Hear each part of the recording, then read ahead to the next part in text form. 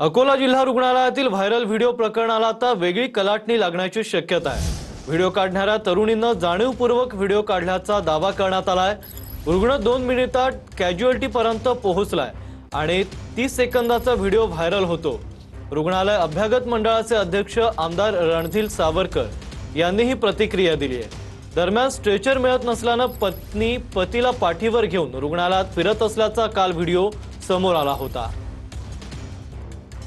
माझीच विनंती आहे की मी तुम्हाला सीसीटीव्ही फुटेज देतो, आमची प्रेस नोट देतो टीमची, की खरं त्याच्यामध्ये जसं दाखवलं गेलं तसं घडलं का।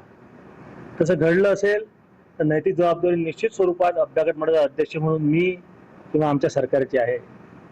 परंतु पेशंट आल्यानंतर 2 मिनिटात तो पेशंट कॅज्युअलिटीपर्यंत पोहोचते आणि 30 सेकंदात त्या रुग्णाला त्याची पत्नी खांद्यावर घेते, हे अभिप्रेत